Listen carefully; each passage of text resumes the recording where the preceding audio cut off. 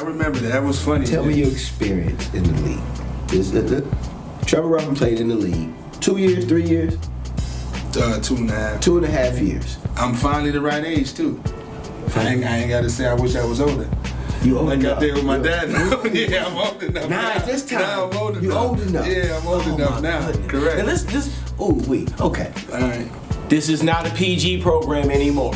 Okay. Okay? Let's get that clear from I got here. a PG version for you. Oh, okay. Well, I don't want that one. All right. I want that one. Grind. Oh, my goodness. What you want? Come on, man. What you mean? Okay. All right, go ahead.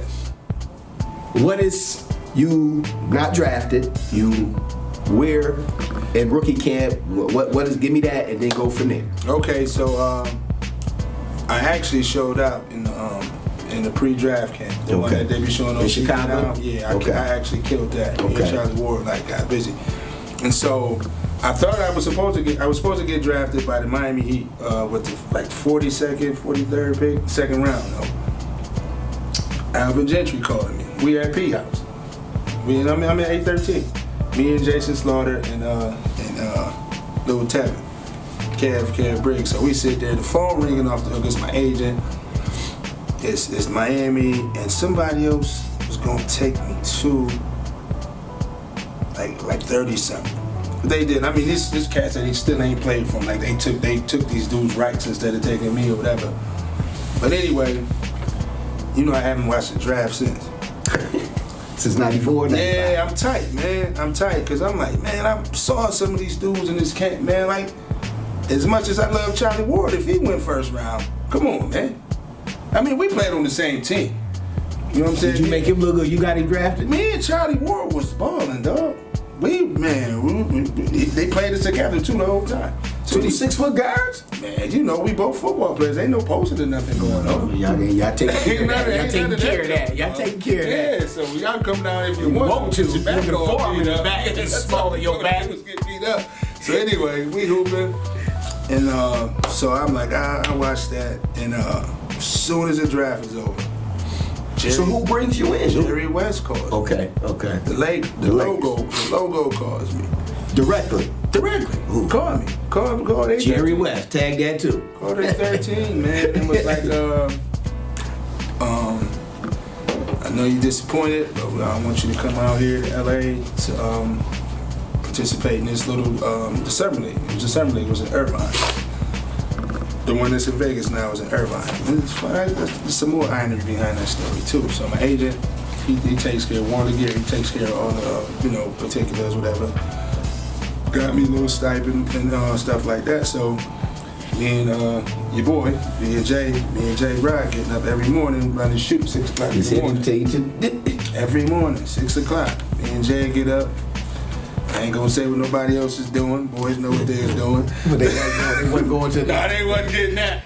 You know, 813 had about 2 trains a day, boy. You missed the first one, you bound to get on the second one. So we getting up, man. I'm getting money, man. Me and Jay rebounding for me, man. We running. Me and Jay was there for me. I'll never forget that. My man, Jay Rock. So Man, turn. So boom, I go out to LA, and it's just crazy how stuff lined up. It was me, Anthony Peeler, Doug Christie, Pig Miller, my man used to play. I forget my man's my guy. To respect for the Kings. Anyway, you know they was gonna have the team on around them, of course. Anthony Peeler and Doug Christie. They was gonna. Anthony Peeler, something happened in his family. Something happened in the Doug Christie family. Now these boys is gone. Time to shine. I wound up getting MVP of that job. Killed it. Guaranteed contract. As soon as the Summer League was over. Now that was like unheard of then. Like I had never played the game. I had money whether I made the team or not. Because I'm undrafted. So I go to LA. I actually do okay in training camp. But the only thing I regret doing about that is I tried to transition into a pure point guard. And that was never my deal. Versus being a scorer, it just let. Well, I gotta. It's all about the labeling, right? Because if somebody call you it's a difference. They call you a scoring point as opposed to an undersized 2. And everything you do wrong is so magnified. If you were scoring point, all right, that was just a bad turnover. If you was a undersized 2 guy, though, he could never play the point. It's all about the labeling, right? So you had to fight that. And I played 2 in Hawaii. Yeah, my coach said I can't have my point guard scoring 20 points a game. That's what he told me. So he put me at 2.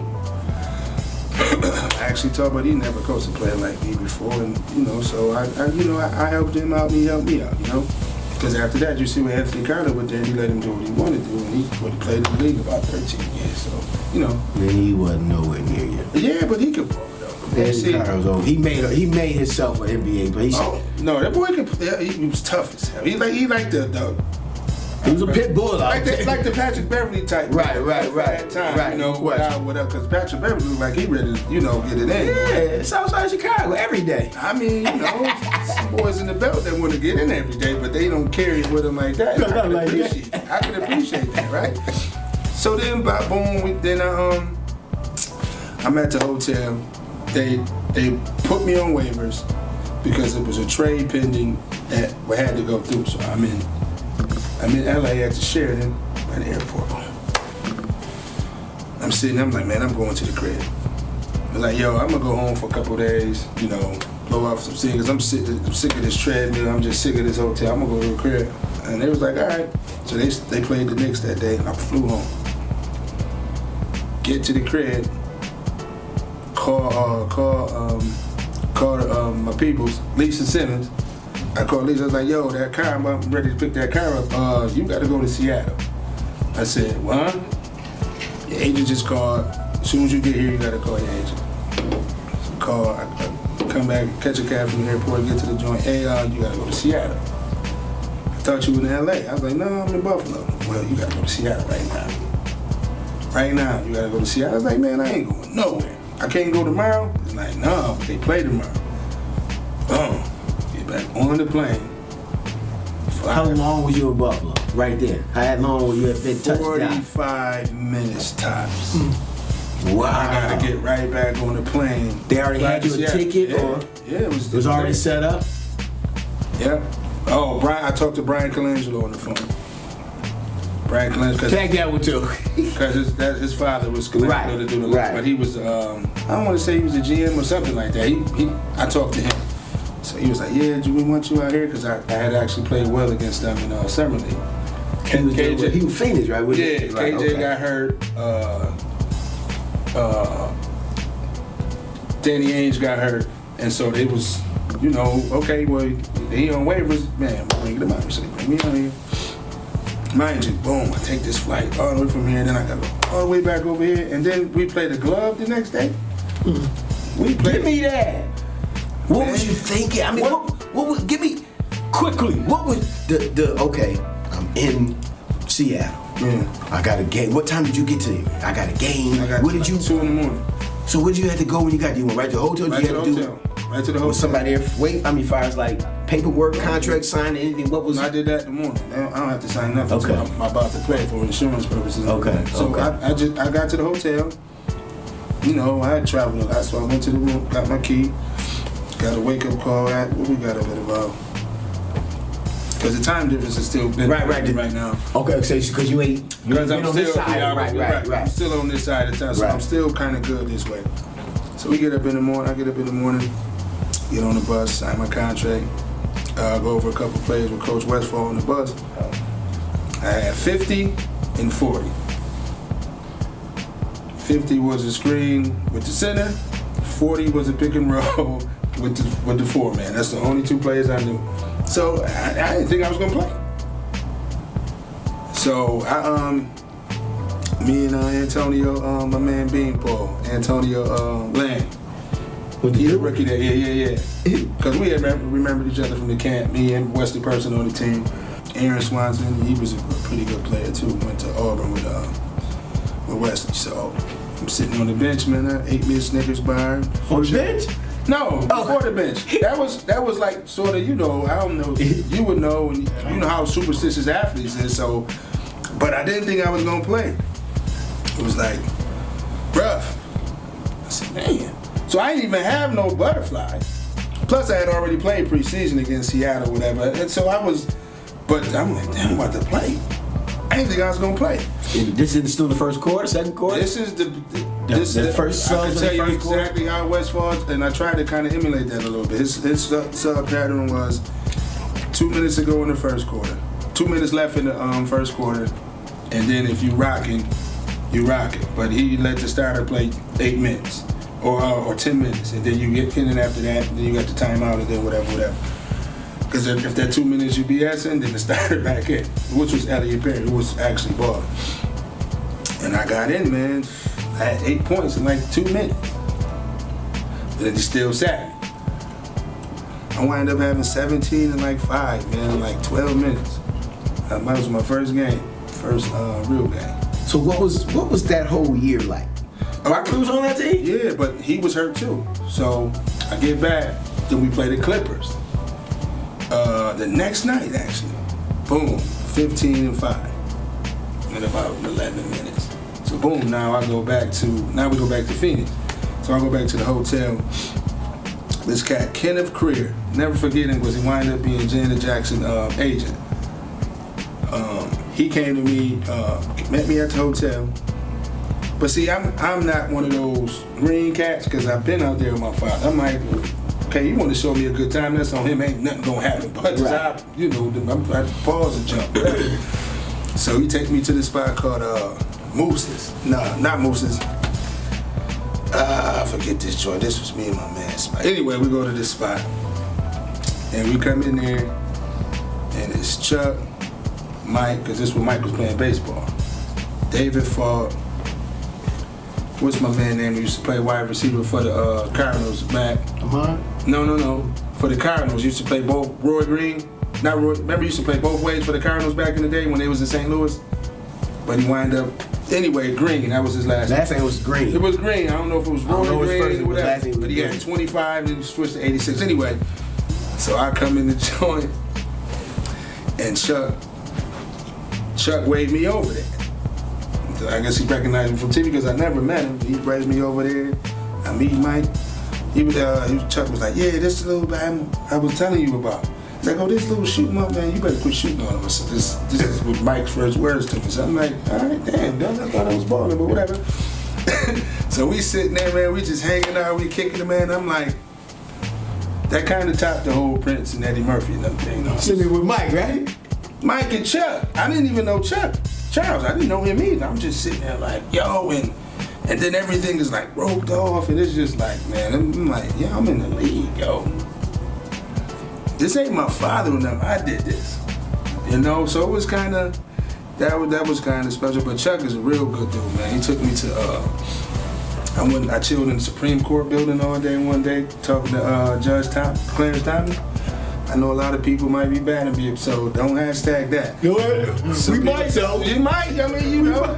So what was he like as an individual, man? He was cooler than a fan, man. Like, this is, I can honestly say because I've always been into like politics. My dad used to watch C-SPAN all the time, but you know, that's when they just used to show the votes or whatever.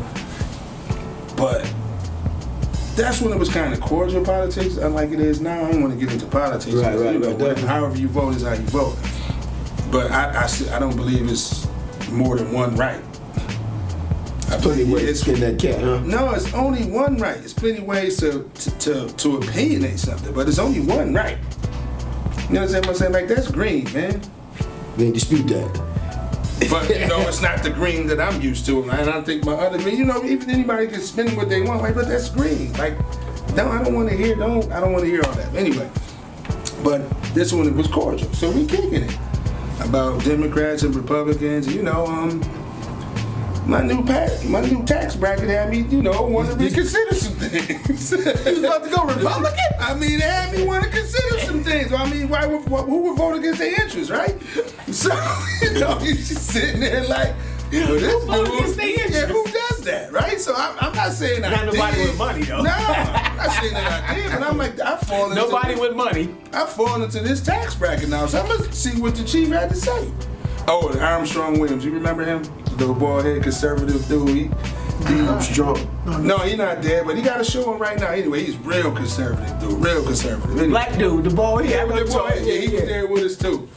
What are you talking about? Oh, he with Clarence. He with the judge. You know, so we just in there, we kicking it, man. He talking, and he telling me about what the. Now, where was you at with the judge? In what city, state? DC. I'm at the Supreme Court building in DC. I'm in that So Charles had a meeting with him, or? Yeah, he invited Charles to lunch, and Chuck was like, "Man, you want to go to lunch? Maybe we're gonna go to." I said, "Man, come on, Wow. come on, let's do it." That was your only time meeting with Mike, though? Is your only sit down? Nah, me and Mike we done played pool together. We ate at Chuck House before. I mean, he was there. I went to a couple games. He was funny when he struck out, boy.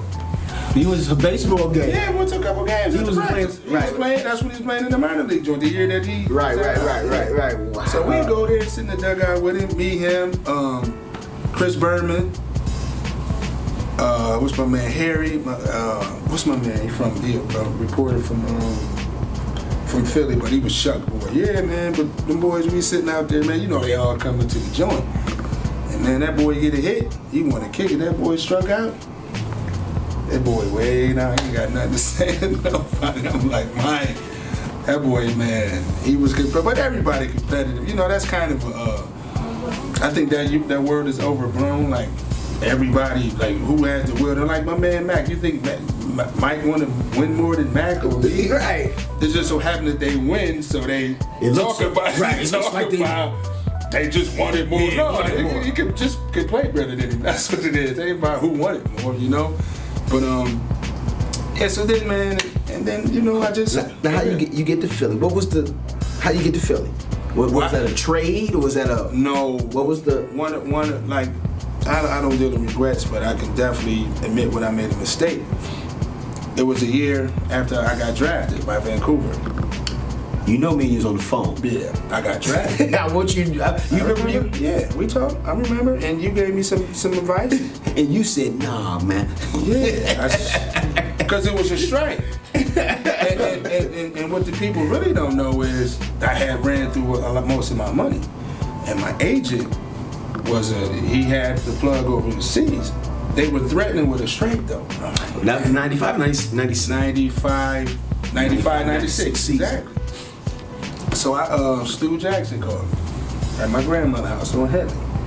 He's like, yeah, I could offer you, we got a 3-year deal for you, blah, blah, this, but the numbers that you're gonna get over there, man, I can't touch that. I can't touch that. And I was like, man, I was thinking so short-sighted, man. I was thinking, because, I mean, I can leverage a 3-year contract. Right. If I just needed a couple of dollars.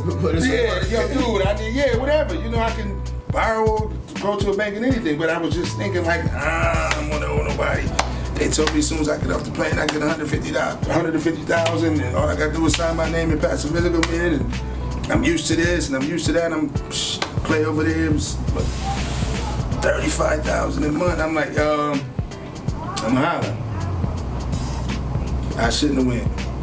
Anyway, I get out there, I'm balling. It's me and Dean Garrett. Remember Dean Garrett used to play for So we out there hooping, and then they changed coaches. We 9-3, and they changed coaches like we was having a bad season. It was 3-9. Now guess who on my team? Peja Stojakovic from Sacramento. Yeah. He was a young boy. I'm telling you, that boy used to have ups too. We was playing in a preseason game. The man jumped. I swear to God, his whole calf fell down here. That's why he's still kind of limping. Whenever he was limping when he was shooting, yeah, he tore his calf up. So boom, me and the coach don't get along. He want me to. The new guy. Yeah. So once again, he tries to turn me to a pure point. I'm like, I ain't never playing against my. Once again, I'm not betting against my interest. I'm not a pure point guy. And I ain't come out here for that. Dude, I get buckets, man. And I'm sure gonna get buckets in Europe. Are you crazy? You kidding me right now? Come on, dude. This is what I do. This is what I do. This is why he brought me here. So we never got it. We never got it in. So they had this break for the European team for practice, you know, and it was like a week. Maybe a week and a half. And I was like, yeah, I'm going to the crib. You flew back? No, he told me I couldn't go. The coach did. I said, dude, Now, you know, when you play on the good teams in Greek, like your whole damn team is on the national team. So it's only like three more practice. I'm like, dude, I'm not practicing. I'm going home. You must stay. You must practice. All right. Ruffin. Yeah. Ruffin. Yeah, so man, That's all I can get you with. Ruffin. man, who you talking to, man? Like, I mean, dog, you don't tell me where I can go, right? When was Did he get suggested, maybe? I mean, he could sound better making a suggestion. I might only went for 3 days instead of a week. But he was strongly, he strongly suggested that Did part. you stay here? And I was like, That nah. didn't work out for you. Nah, because actually we had like 3 days off. I'm talking about the 3 days. I was just gonna go to the crib. No, you must stay in Europe. Because Dean and a couple of his homies, they went to Paris. I'm like, I don't want to go to Paris. I'm not going to Paris. I'm going home. I have 3 days off. You cannot tell me where I can go. Hold on.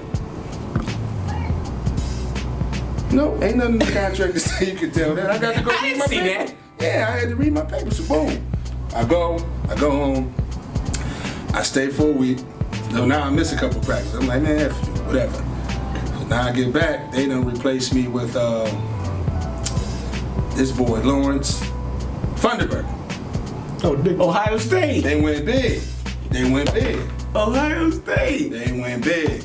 So I'm like, man, well, I got about 250. I'm all right, I'm good for another year, whatever. I chill, have a good time, whatever. I'm gonna be smarter this year, though. That's what you said. That's what I was. I really was. I get back to the crib. I'm working out with Vern. You know, I got to go get Vern and get tight. Philly called me. Season started already? Or Yeah, it was about 10 games in. About 10 games in, yeah. 10 to 12 games. Like November. And how was that experience, being in Philly? Oh man, you know, it was cool. You know, they some rough fans, man. You know, no, seriously, man, like brutally rough. But you know, Luke was a good coach. You know, he coached me, but he point guard. Once again, the point guard thing. Once again, the label. I had to get over the label. Mo Cheeks, man, was there. World Be Free was there. They was assistants? Yeah, well, World Be Free was a strength and conditioning coach. Mo was there. My man Ron, what's Ron's last name? The dude that's sitting next to Steve Kerr right now. That was the coaching staff. The dude, Steve. Black dude? No, the white dude. Ron Mazik. I think that's his name. Man, he's the boy, he right with the glasses. He's the defensive. Okay, he was the coach for and the other assistant coach was Tom Thibodeau. He was the coach too. He was the other assistant coach. So your Philly experience, as far as on the floor, was cool. As far as like living in Philly, or I mean, Philly, they good people. It's just they passionate about their fans, and you know, the older you get, it'd be like, come on, man. It's like I'm a boo Josh Allen if if he do something I don't like, but I ain't going. When I see, man, you know, what's up, man? You know, keep doing what you're doing. They still booing off the No, they don't. Oh, okay. But they go hard on that court, on that field. I had a couple words with some spectators, and I saw them, and I was like, yo, man, I don't know where you from. But that you were saying to me, like, what's happening? Like I need to see you. Yeah, because they had a little club up there, and I just, the happenstance is crazy. I'm like, yo, these are too much, because they're in the front row. Like, dude, I'm looking at you while I'm at the free throw line. They popping jump.